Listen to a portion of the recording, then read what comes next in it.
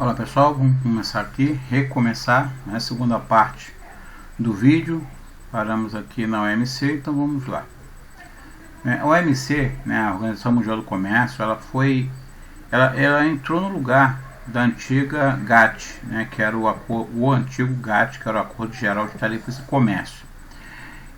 O GATT foi criado logo em 1948, né, como um sistema para organizar o comércio mundial, né, para debater as questões, os problemas, regulamentar o comércio mundial entre os países membros, entre os Estados membros. Só que essa instituição, essa organização, ela não tinha poder de julgar, né, de caráter, ela julgava até, analisava os conflitos, né, mas não tinha o poder de punição, né, com aqueles países que não colaborassem para que essa engrenagem do capitalismo, né, do comércio global, funcionasse de forma correta.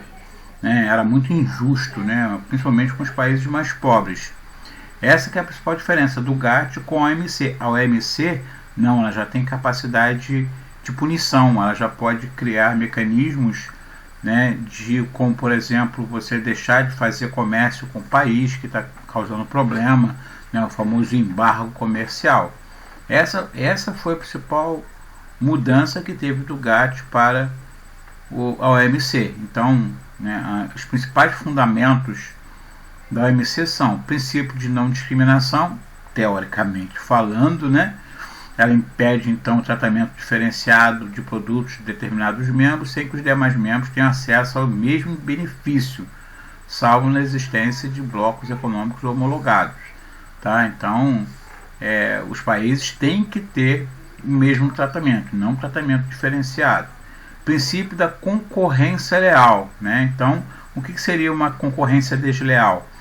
Por exemplo, no caso dos chineses, os chineses vencem muita concorrência porque pagam salários injustos aos trabalhadores. Então isso é um tipo de dumping, né? É o chamado dumping social. Então não pode ter essa prática, né? De você ter uma concorrência desleal. Por exemplo, digamos que um país está ganhando uma concorrência com outro país porque ele criou um mecanismo dizendo que aquele país criou uma notícia falsa, né? Aquele país está fazendo alguma coisa e por isso vai impedir o comércio com ele. Isso aí não é uma concorrência leal, né? Ou você ter por meios escusos, né, você está vencendo uma concorrência. Não é a concorrência leal. Então, parte desse princípio que todos têm que ter o mesmo tratamento, todos têm que ter pelo menos a mesma competitividade. Né? Não é que vai ser a mesma competitividade, mas não pode ter nada desleal acontecendo. E o princípio de tratamento especial e diferenciado para países em desenvolvimento. Claro, né? Você não pode ter tratamento diferenciado com os países de igual patamar. Agora, quando você coloca com os países que estão buscando desenvolvimento, você tem que ter um favorecimento sim para os países mais pobres, para que eles possam ter uma opção, né, uma possibilidade de tentar, pelo menos de tentar, equilibrar mais o jogo com os países mais ricos. Né? Então, essa não discriminação é de não ter tratamento diferenciado com produtos, tá?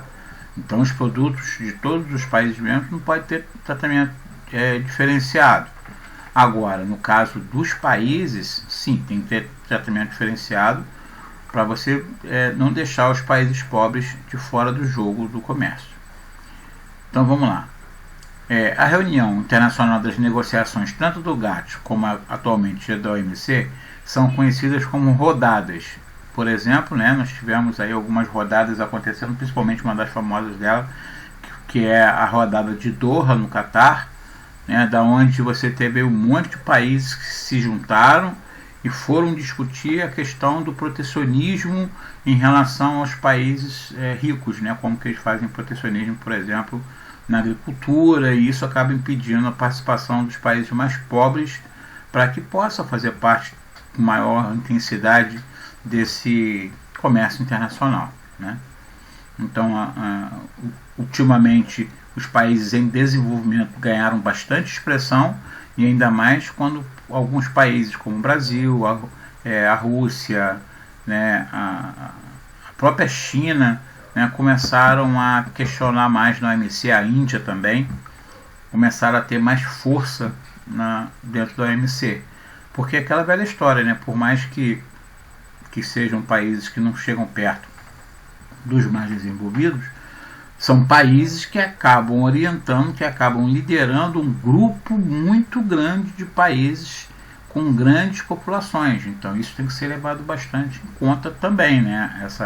Esses países têm que ser ouvidos, todos eles têm que ser ouvidos junto a essas rodadas, porque são grandes consumidores, você não pode deixar de lado. Então a gente vê que todas essas rodadas aí visam realmente discutir ou questões de impostos, ou então questões de protecionismo, né, de baixar impostos para produtos que são necessários para a agricultura, por exemplo. Então muitas ações são discutidas. E às vezes uma rodada ela não termina só num dia ou só no ano, ela pode continuar. Né? Então aquele assunto não vai ser resolvido numa reunião. Então de repente passa de ano aí fazendo diversas reuniões, mas que como o assunto é o mesmo, aí fica sendo uma rodada. Né? O que explica bastante a questão da rodada de Doha. Porque a rodada de Doha no Catar começou em 2001. 2001 começou isso aí, eu me lembro que até pouco tempo atrás se discutia ela ainda. Por quê? Porque ainda não foi totalmente alcançado os objetivos que aconteceram lá. Né? E aqui na página 422 mostra muito bem essa questão da rodada de Doha. Por quê? Qual o principal impasse? É porque vai falar disso aqui, ó, dos subsídios agrícolas, né? Que tanto os Estados Unidos quanto os países da Europa Ocidental, principalmente, eles acabam dando para os seus produtores e com isso acabam impedindo a entrada de países mais pobres, né, dentro desse jogo do comércio. A OCDE, né, a Organização para a Cooperação e Desenvolvimento Econômico, né, ela foi formada em 61, plena época de Guerra Fria, não esqueçamos aqui, e ela simplesmente foi criada com o objetivo aí de de promover políticas de livre comércio, né, possibilitando aí aumentar mais ainda, né, o comércio mundial. Sempre vai ter um negócio do capitalismo aí.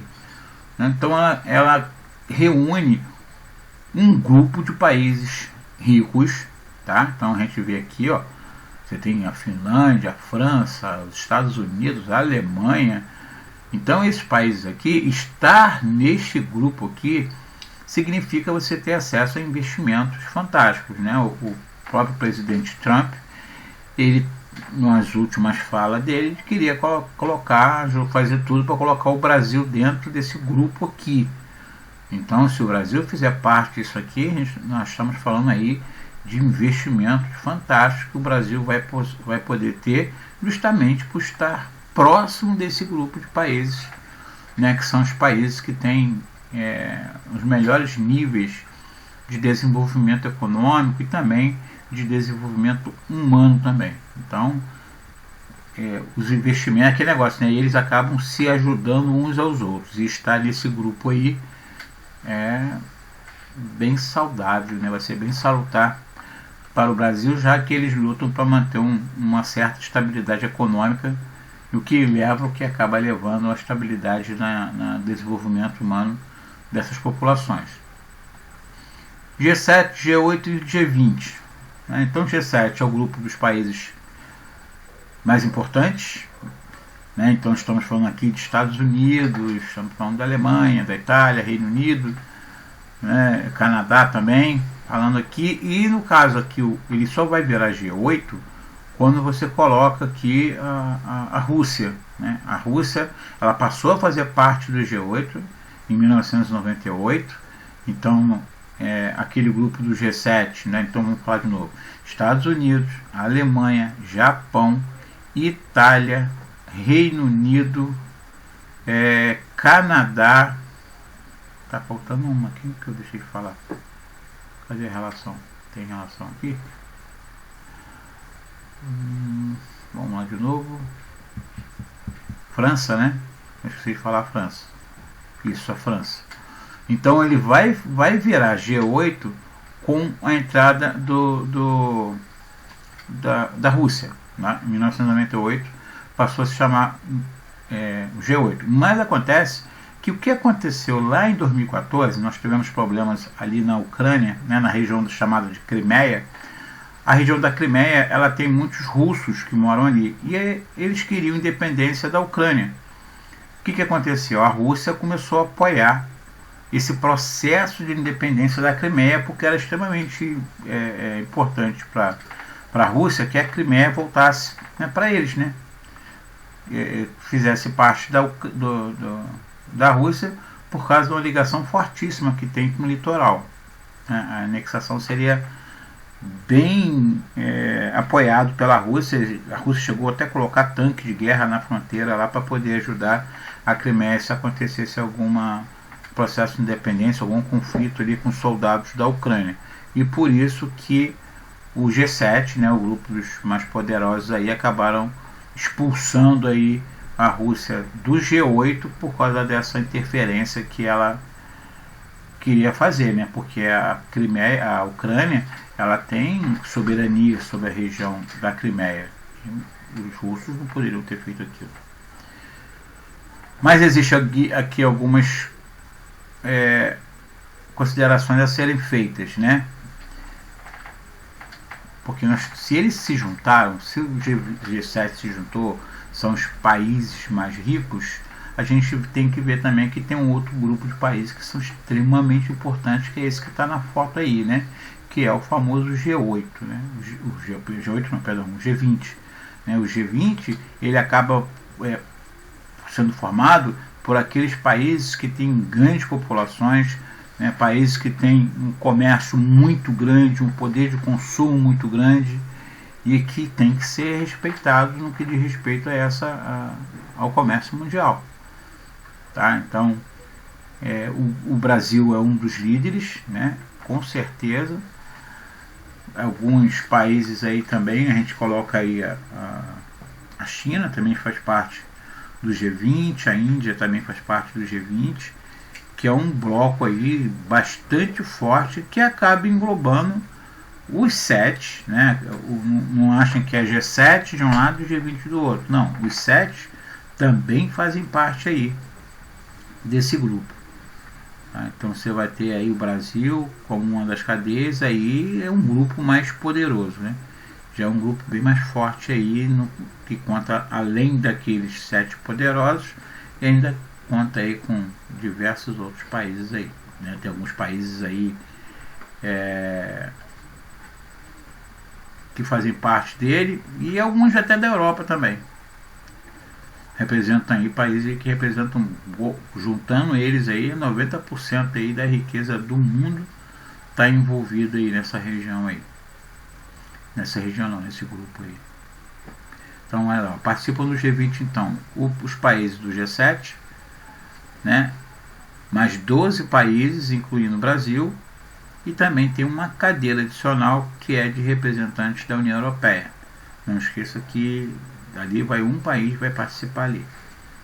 Juntos, os membros do G20 representam então 90% do PIB mundial e 80% do comércio internacional, ou seja, é um poder de consumo muito grande, né? Considera-se o PIB da União Europeia e o comércio entre os países do bloco para a realização desses cálculos. Então, a União Europeia junta ali, né? Essa cadeira é da União Europeia, então não vão ter países da União Europeia, não, uma cadeira é da União Europeia. Então vai ser representante dos países europeus, por isso que tem esse poder todo de consumo. Tranquilo? Então vamos lá.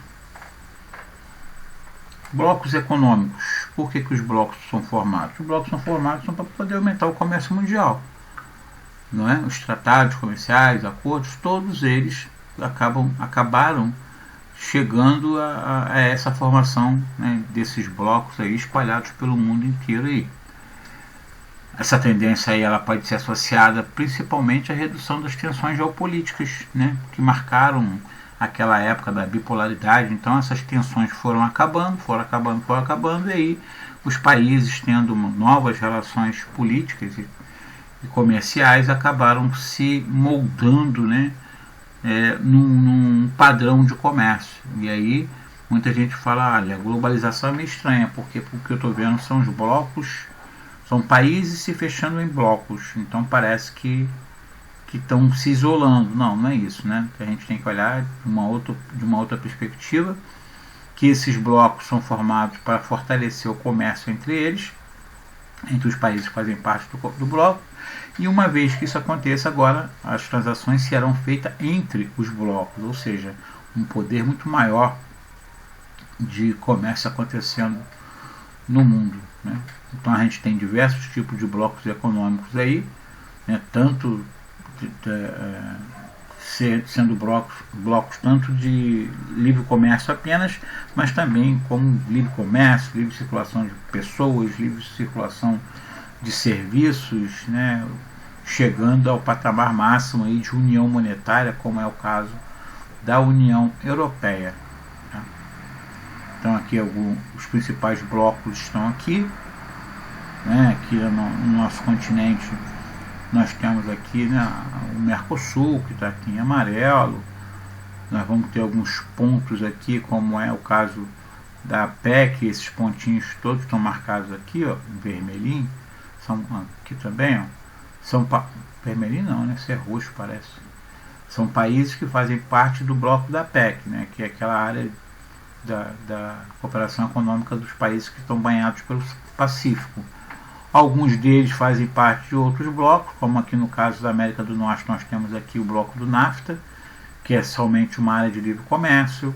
Nós vamos ter aqui na Europa, né, em verde aqui, seria a União Europeia, já é o ponto máximo desse bloco econômico, com livre circulação de pessoas, de serviços, de política monetária, de moeda única em alguns países, né? Não são todos os países da União Europeia que adotaram a moeda única também. Então, aqui uns exemplos, né? Estados Unidos e México, por exemplo, fazem parte do Tratado Americano de Livre Comércio, que é o NAFTA, integrando parte de seus espaços produtivos e comerciais, e só. Tá? No entanto, são impostas barreiras nos fluxos populacionais entre os dois territórios. Agora aqui, não esqueçam, né? O NAFTA, que entra o Canadá aqui junto, né? A restrição de passagem de pessoas é só com os Estados Unidos e com o México, porque os Estados Unidos com o Canadá não tem esse problema de barrar as pessoas, não, né? É livre o comércio, mas não é livre a transição, a circulação de pessoas, demonstrando que cada bloco possui suas peculiaridades, seus objetivos e limites de integração. Não é interesse dos Estados Unidos que o mexicano possa transitar entre suas fronteiras como pode o canadense. Criados com o intuito de facilitar os fluxos financeiros, comerciais e populacionais, tais blocos atuam de forma integradora, mas também segregadora, né? Por um lado, mais recursos nas mais diferentes moedas passaram a circular com mais facilidade após a constituição dessas organizações. Ou, por outro lado, o corporativismo e protecionismo também passaram a ser observados em novos formatos. No caso então dos Estados Unidos com o Canadá, a gente vê perfeitamente isso aí, né? Os produtos dos Estados Unidos entrando com uma facilidade incrível no território mexicano, mas não acontecendo da mesma forma, né, no sentido inverso, ou seja, protecionismo que acontece com os produtos mexicanos e de outros países também, mas no México não era para ter tanto, já que ele faz parte do bloco econômico do NAFTA. O fato de um país fazer parte de um bloco econômico o integra com os demais membros, mas ao mesmo tempo restringe suas relações comerciais com os não membros. Esse grau de interação e de segregação é influenciado pelo nível de complexidade de cada uma das modalidades dos blocos. Logo, para compreender bem esse fenômeno, é importante saber diferenciar cada tipo de bloco. Então vamos lá. Então o que quer dizer aqui? Ele quer dizer o seguinte: pelo fato de um país estar dentro de um bloco, isso pode prejudicar ele ao fazer negócio com outros países. Sim, por isso que ele fala aqui que isso aqui é meio que segregador, né? Isso separa. Ah, você não quer fazer parte do meu bloco, mas quer fazer negócio com o meu bloco. Então você não vai ter a mesma o mesmo tratamento com os integrantes que fazem parte. Eu quero fazer negócio com você, mas apenas como um associado, e não como um efetivo. Então você vai ficar de fora de alguns benefícios.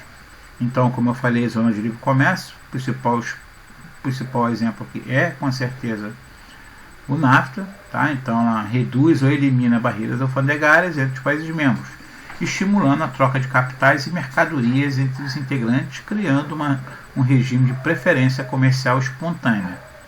Não é possível circulação de pessoas sem que haja fiscalização, tá? Não é. Esse tipo de associação comercial é o mais simples possível, não envolvendo aspectos como a integração política, circulação de pessoas e serviços. No entanto, é comum enxergar a constituição de uma zona de livre comércio como um primeiro passo visando a integração mais complexa no futuro. Sim, começa com uma zona de livre comércio. Você já não vai começar com livre circulação de pessoas, com políticas monetárias iguais para todos os membros. Primeiro começa a zona de livre comércio, e aí depois pode ser que isso estimule aos poucos para que vá buscando a integração maior ainda. Então, como exemplo de livre comércio, nós temos logo de cara, nós temos o NAFTA, formado aí por Estados Unidos, México e o Canadá. Então, basicamente é estimular a troca comercial, além de desconcentrar a indústria dos Estados Unidos para o território mexicano. Isso aqui, provavelmente vocês aprenderam lá no 8º ano, sobre as indústrias maquiladoras. As indústrias maquiladoras são aquelas montadoras dos Estados Unidos que foram para o território mexicano para aproveitar da mão de obra barata deles. Outro exemplo, nós temos aqui a APEC e a Parceria Transpacífico, que envolve esses países que têm como principal destaque eles estarem na região banhada pelo Pacífico ali. Então, dentro desses grupos de países aqui, a gente tem uma área de livre comércio também acontecendo entre eles. No caso dos Estados Unidos, com a entrada do Trump, ele saiu, ele retirou os Estados Unidos dentro dessa parceria do Transpacífico aqui, tá?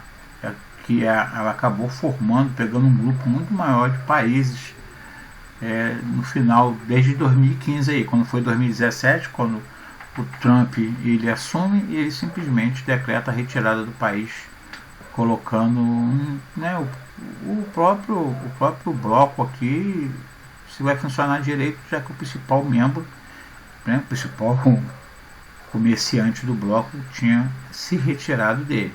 Quando a gente olha os outros países, você tem o Japão, a China, da PEC, tá? Os Estados Unidos saiu, não foi da PEC, os Estados Unidos saiu, foi dessa parceria Transpacífico aqui, que foi um prolongamento da PEC. A ALCA, da Área de Livre Comércio das Américas, não existe, foi a tentativa de criação desse bloco aqui, foi apresentado pelos Estados Unidos em 94, e muita gente achou que isso aqui entra em ação, entraria todos os países da América. Então isso aqui seria basicamente uma resposta à União Europeia, já que a União Europeia foi criada em 92. Então, vamos formar a ALCA. Só quem ficaria de fora seria Cuba, por causa do socialismo aí, certo? Mas isso até hoje isso não foi colocado em prática, porque os Estados Unidos queria muito que acabasse, por exemplo, os outros blocos e ficasse o seu.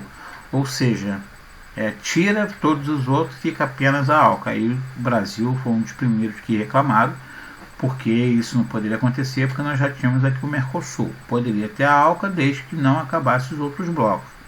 E isso aí, a formação da ALCA, simplesmente ela acabou subindo no telhado e até hoje isso não se concretizou. Pode ser que aconteça, mas até ainda essa iniciativa aí ainda enfrenta muita dificuldade aí, tá?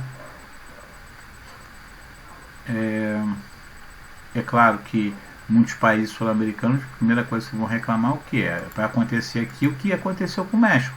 Vai ter uma enxurrada de empresas dos Estados Unidos que vai vir para cá e que vai acabar provocando muito desemprego aqui, porque vai esvaziar o parque industrial brasileiro.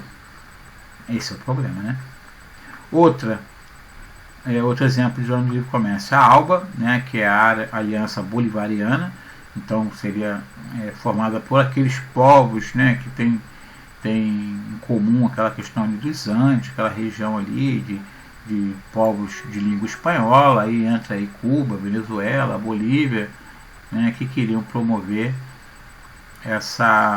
esse bloco entre eles aí, tá? Acontece, existe, né? Mas é fraco, né?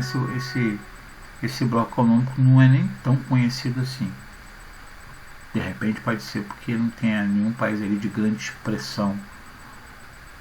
União aduaneira, diferentemente da zona de livre comércio, a união aduaneira, como o próprio nome está dizendo, né, a aduana ela é integrada, ou seja, a tarifa externa comum.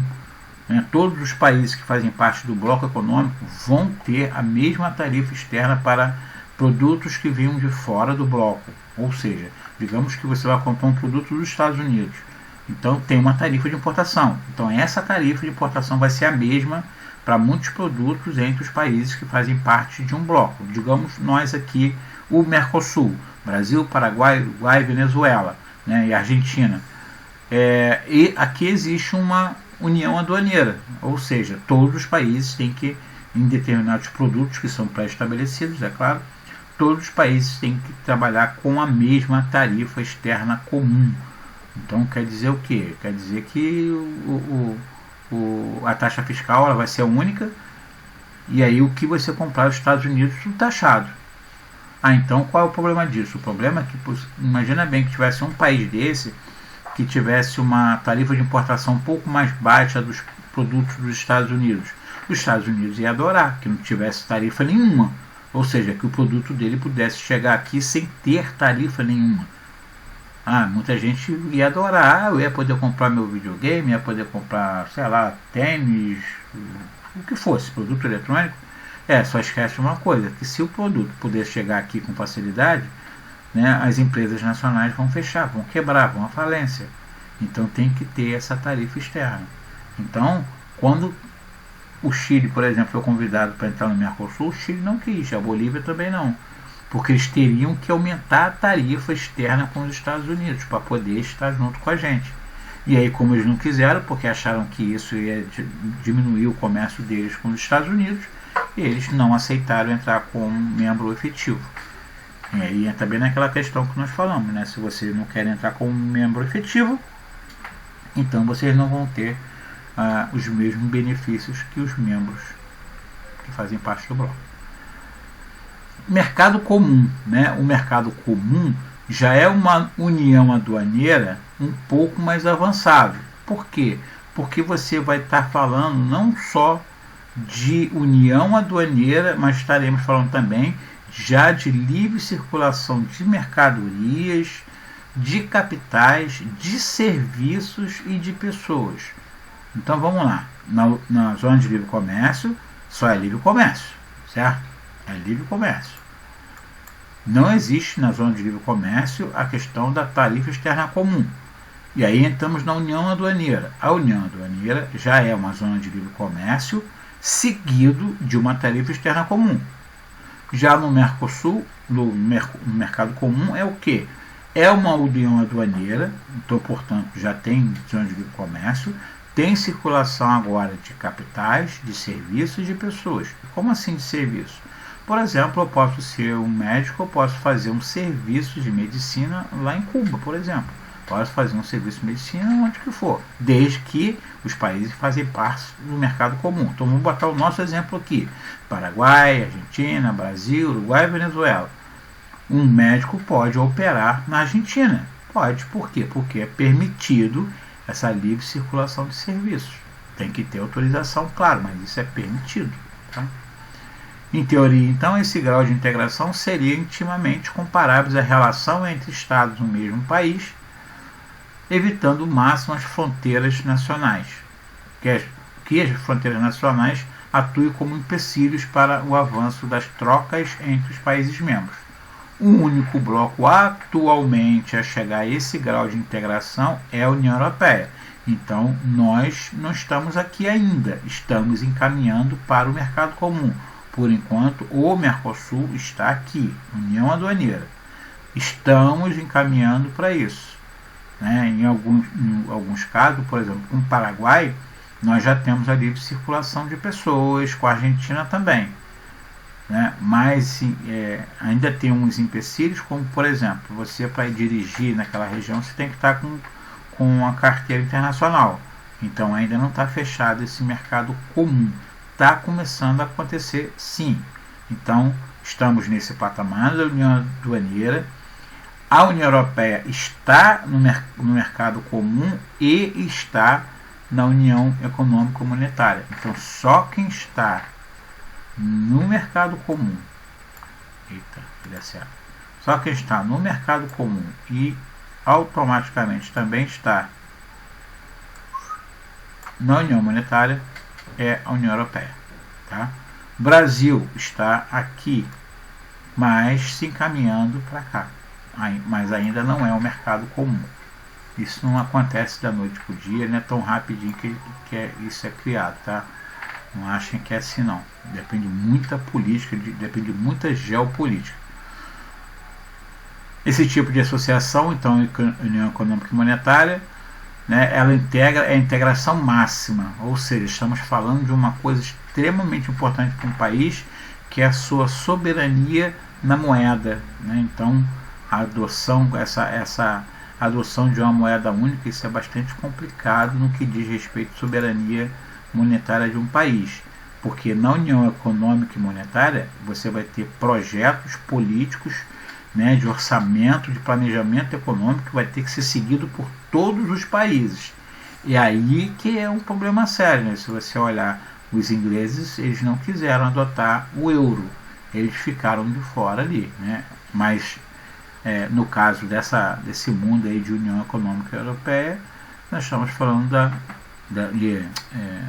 monetária, nós estamos falando da zona da União Europeia, né, que tem ali a formação com o euro, que foi introduzido lá no finalzinho da década de 90 e início dos anos 2000 ali.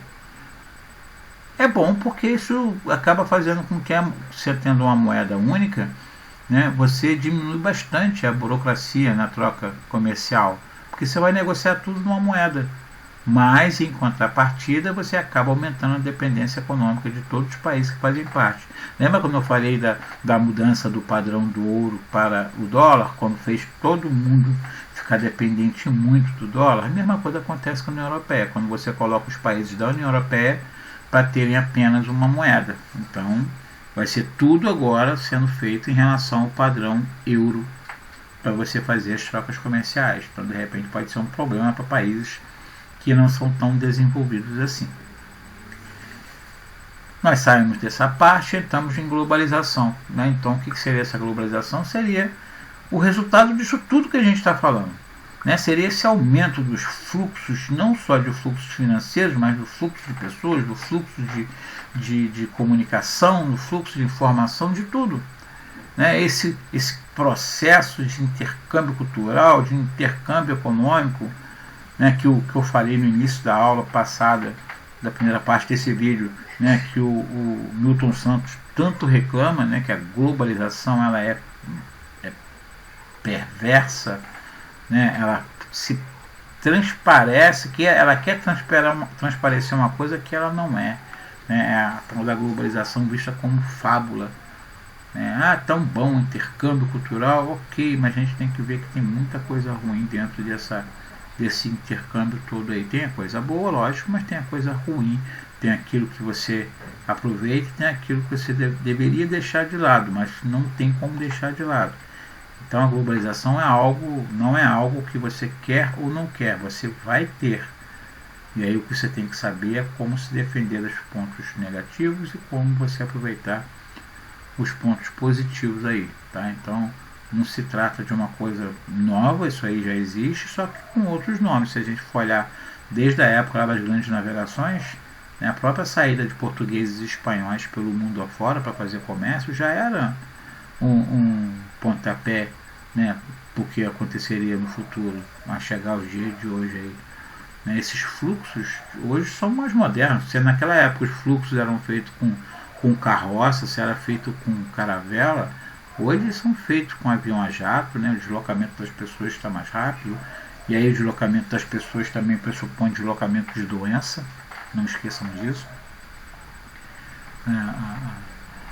A facilidade hoje que você transmite uma doença infinitamente maior do que no passado. Está aí a pandemia do coronavírus, que não deixa a gente esquecer disso, né? Como que isso rapidamente se espalhou pelo país, pelo planeta. Isso me lembrou agora, sabe o que? Aquela cena do filme Guerra Mundial Z. Lembra quando aquele avião sai de Israel? E aí bastou um estar infectado, que pronto, o avião caiu no outro lugar, porque atacaram lá, caiu o avião, o zumbi não morre, e aí o avião que saiu de um continente para o outro vai espalhar zumbi naquele outro continente, né? Tudo por causa de quê? Por causa do avião. Se não fosse avião, o zumbi não chegaria até lá. Mais ou menos por aí, né? Já na segunda metade do século XX, ou seja, estamos falando depois de 1950, essa globalização começa progressivamente a ganhar impulsos cada vez mais altos, né? Sim, nós temos aí uma questão fundamental aqui, a revolução técnico-científica informacional, não podemos esquecer aqui, não só isso aqui, né, mas também os transportes também vão ter um papel bastante fundamental. Então vamos aqui, ó. Duas bases têm sido fundamentais para essa nova fase. A primeira delas deve ser compreendida como base técnica e tecnológica, que foi a chamada terceira revolução industrial, que permitiu o surgimento de novas tecnologias baseadas na telecomunicação e na microeletrônica. Nesse contexto, a gente chama atenção bastante aqui da internet, né? Internet aqui que possibilitou bastante esse fluxo de notícias, de finanças, de cultura, de tudo, fazendo com que o comércio aumentasse. Hoje o número de pessoas que fazem comércio eletrônico é muito maior do que o número de pessoas que vai para as lojas físicas. Deixa eu abrir um pouquinho aqui a janela. Abrir a janela, não, abrir só a luz aqui e fechar um pouco esta janela. Na casa do vizinho aqui tem um bebezinho que chora direto essa hora. A segunda, né, base fundamental está na ordem política. Estamos falando aí das economias de livre mercado, né, o surgimento desses blocos, a ideia do liberalismo econômico. Isso acabou espalhando, né, muito aí pelo planeta todo aí, esse conjunto de pensamento aí que acabou fazendo com que os países, que os governos fizessem privatização de muitas empresas, né? Esses neoliberais ganharam força, bastante força, fazendo com que houvesse essa proliferação maior ainda do comércio, da redução do protecionismo, né? Então você tem as privatizações, né? Provocando maior participação do capital, né? Então esses fluxos capitalistas aí aumentaram bastante. Eu não esqueço que antes muitos pontos da economia eram controlados pelo Estado e hoje, né, o que era estatal passou a ser privado. Isso também acabou provocando muita mudança, né? Desregulamentação da economia, teve muita transformação dentro do espaço geográfico mundial, né? O capital ganhou força. Aquela luta capitalismo versus socialismo, o capitalismo foi que ficou, e isso aí deu força ao capitalismo, né? O capitalismo precisa dessas injeções de vez em quando, assim, que é para reforçar a sua posição hegemônica no sistema econômico, né? A circulação do capital aqui, ó, ultrapassou as fronteiras entre os países, instituindo uma livre e instantânea circulação de ações, títulos e moedas. Então hoje você tem investidores em tudo quanto é lugar do mundo. Acabou aquele negócio, a questão do nacionalismo vai impedir o investidor. Não impede nada. Você tem investidores islâmicos em empresas estadunidenses e vice-versa. Quantos investidores dos Estados Unidos têm investimento em países que teoricamente são países de oposição aos Estados Unidos, né? Mas é aquela história, né? Negócio é negócio, amizade à parte. Mas o impacto traduzido para a globalização é a rápida difusão de tendências econômicas globais. A falta de controle de fluxo financeiro por parte dos governos tornou corriqueira a especulação em escala global, o que contribui para quedas generalizadas em bolsas de valores do mundo todo quando alguma instabilidade acontece. Então basta bater de asa de uma borboleta no lado do mundo para que o outro lado tenha um furacão, não é? Então, que é isso, professor? Tá falando o quê? Tá maluco? Não, tô maluco não. Né? Você vê aí que a bolha econômica, né, aquela bolha financeira imobiliária nos Estados Unidos provocou uma crise internacional aí. Basta às vezes uma simples especulação, basta um boato para que aquilo ali chegando no sistema financeiro pode provocar um desastre, né? Tanto que nós tivemos aqui no passado aqui algumas pessoas que foram presas no Brasil simplesmente porque elas espalhavam um boato dentro do sistema financeiro. E é o que acontecia com isso: a pessoa comprava a ação de uma empresa com um valor barato, muito baixinho, jogava uma notícia fake na televisão, no sistema financeiro. Tal empresa vai ter um aporte de dinheiro, vai ter um crescimento absurdo, vai dar lucro. E jogava isso, e aí o que acontecia? Simples, né? O investidor escutava isso e ia comprar também ações daquela empresa. Então, todo mundo comprando a ação da empresa, a tendência é o valor daquela ação subir. Então, você comprou a ação num preço muito barato, você joga essa notícia, e aí você está sendo o quê? Um especulador. Você está especulando, né? Você está sendo uma pessoa que isso é errado, não se deve fazer, o cara vai preso, e muita gente aqui no Brasil foi presa. Teve um investidor aqui chamado Naj Narras, que ele ficou preso por causa disso. Isso aí é o famoso fake news hoje. Hoje tem o nome da fake news. Vamos lá. É possível notar que muitas vezes a competição estabelecida por esse modelo globalizado tem implicado estratégias de atração de investidores que nem sempre são considerados social e ambientalmente sadias. O rebaixamento de preço da mão de obra, o descaso com o meio ambiente e a renúncia fiscal são exemplos dessas práticas. Não resta dúvida de que o avanço do fenômeno trouxe elementos positivos, como intercâmbio cultural, ampliação do turismo, aumento das oportunidades econômicas, a relativa universalização da tecnologia, etc. No entanto, o subemprego, né, a informalidade e a desigualdade social reforçam o lado perverso da globalização, brevemente abordada no setor para começar. Então, esse é o lado perverso, né, que o Milton Santos tanto fala aí, que a gente tem que ter noção disso. Recomendo vocês darem uma lida aqui nesse quadro aqui da dimensão cultural da globalização. A gente vê aqui, ó, o McDonald's na Índia. Maluco, isso é muito louco, porque a Índia é bastante conhecido por ser um país que não come carne bovina, mas isso não é problema para o McDonald's. Resolve-se com outros produtos. Então, já que nós não vamos vender, vamos respeitar a tradição, né, a religião na Índia, a gente pode botar o famoso Mzinho lá e vamos vender outros produtos, não é? Que tal você vender, por exemplo, o McFish? Você pode vender o Big Mac, mas vende lá comida vegetariana. Tá aqui, ó. McDonald's inaugurou sua primeira loja vegetariana no ano de 2014. Adivinha onde? Na Índia, não é? Então, um país com 1 bilhão e 300 milhões de pessoas, vocês acham realmente que uma empresa como o McDonald's não ia arrumar um jeitinho para ganhar dinheiro? Vamos respeitar o teu fato de você não querer comer carne bovina e vamos colocar você o McFish, salada, o que for, né?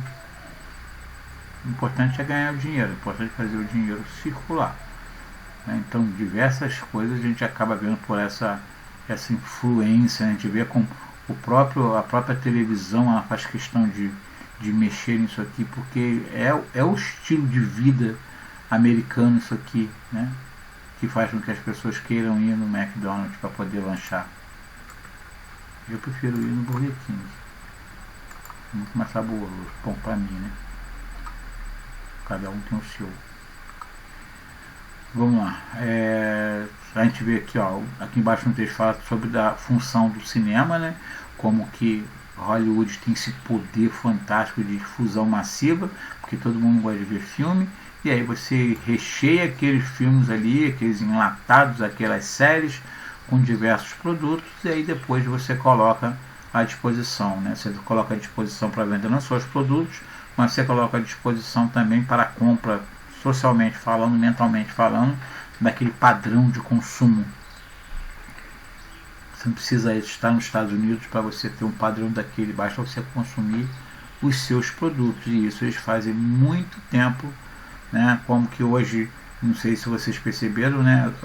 Como que nos últimos anos o acesso à televisão, o acesso ao cinema, o acesso à mídia, né, tem sido muito mais facilitado. Hoje você tem aí Netflix, né, você com assim, uma internet até fraca hoje em dia, você consegue ver, ter acesso a tudo que tem no mundo inteiro. Então nunca teve, né, tão forte agora a você ter acesso digital como tem, mudando consideravelmente, até eleições sendo mudadas aí, muita gente ganhando voto pela internet aí, como o nosso presidente acabou tendo uma eleição, ganha também por esse meio, tá? Mas também a gente vê que por isso também a gente pode ter outras ações acontecendo aí. Sugiro também a possibilidade de muita gente usar, o que é curioso, usar da mesma produção de mídia para ter a globalização, usar da mesma mídia para falar,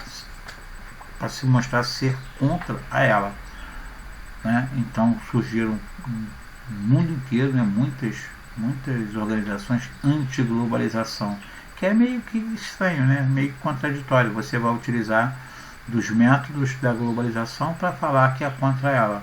Isso é um paradoxo bem incrível isso aí. E aí também começaram a ter os fóruns, enquanto você tem o fórum, né, acontecendo em Davos, na Suíça, você tem as pessoas mais simples fazendo o seu fórum. O Fórum Social Mundial é o maior exemplo desse embate, né, da riqueza e da pobreza. Enquanto você tem, no lado, os grupos mais ricos, né, lá na Suíça se encontrando, você tem o Fórum Social Mundial, que acontece geralmente aqui no Brasil também, no Sul principalmente. A gente tem acontecendo esse fórum social aí, onde movimentos sociais acabam se reunindo, né, para tratar de assuntos relativos aí a esse mundo globalizado aí. E é o mundo todo, né? Olha aqui, é o mundo todo fazendo essa política, né, quanto a essa globalização perversa, como nós falamos o tempo todo aí. Você pode prender ele, não é isso, mais ou menos? Mas você não pode prender ideia. Você pode prender uma, né, 2 pessoas, mas a ideia você não prende. Eu não sei inglês, não, mas acho que é isso aqui. A ideia, ela arrasta, né? Você espalha com muita facilidade hoje em dia uma ideia, e aí por isso que é mais difícil hoje para aquele governante que não está antenado com as coisas. Ele tem que ver que o povo está se armando mais, e se armando mais assim. Temos aqui um texto dos países do BRICS. Se eu desligar aqui, um alarmezinho, e um texto que mostra muito bem o poder desse grupo aí, né, das reuniões, e por que você tem queda e ascensão desse grupo no mundo, né? Porque esse papel, esse texto aí, ele analisa um pouco aí esse poder do grupo dos BRICS, né, como que a crise, né, como que essa política que envolve o nosso país aqui pode influenciar não só, né, no crescimento, como na redução da influência dos BRICS. Então dá uma lida aí, por favor, tá? Desse grupo aqui, quem mais cresceu com certeza foi a China. Mesmo assim tiveram uma certa retração, mas o Brasil que teve mais aqui, uma queda maior. Valeu, pessoal, um abraço para vocês, fica com Deus. Anotem as suas dúvidas para depois a gente retirar aí. Um abraço, fui.